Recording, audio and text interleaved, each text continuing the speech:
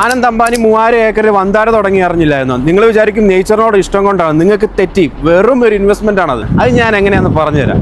ഇതിന് പല കാരണങ്ങളുണ്ട്. അതിൽ ഒരു കാരണം ഞാൻ പറഞ്ഞുതരാം. Carbon credit.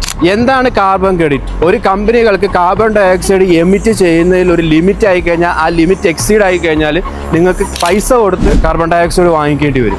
ആരുടെ കയ്യിൽ നിന്നാണ് വാങ്ങിക്കേണ്ടത്? ആകെ നിങ്ങളുടെ 2 ഓപ്ഷനാണുള്ളത്. ഒന്നാമത്തെ ഓപ്ഷൻ എന്ന് പറയുന്നത് കാർബൺ ക്രെഡിറ്റ് എക്സീഡ് ആകാത്ത പല കമ്പനികൾ കാണും. ആ കമ്പനികളിൽ നിങ്ങൾക്ക് ടൈപ്പ് ചെയ്ത് പൈസ കൊടുത്ത് നിങ്ങൾക്ക് കാർബൺ ക്രെഡിറ്റ് വാങ്ങിക്കാവുന്നതാണ്.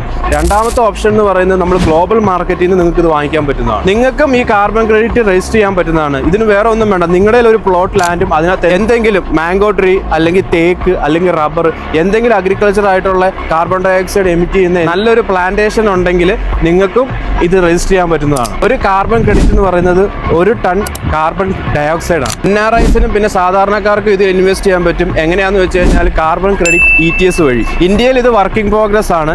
ഇന്ത്യയിലുള്ളവർക്ക് ഈ കാണുന്ന പ്ലാറ്റ്ഫോമിൽ നിങ്ങൾക്ക് ഇത് ഗ്ലോബൽ മാർക്കറ്റിൽ നിന്ന് മേടിക്കാൻ പറ്റുന്നതാണ്. ഇങ്ങനത്തെ ഇൻഫോർമേറ്റീവ് വീഡിയോയ്ക്ക് വേണ്ടി അല്ലെങ്കിൽ ഇങ്ങനത്തെ ഒരു ഐഡിയ കിട്ടാൻ വേണ്ടി ഈ പേജ് ഫോളോ ചെയ്യുക.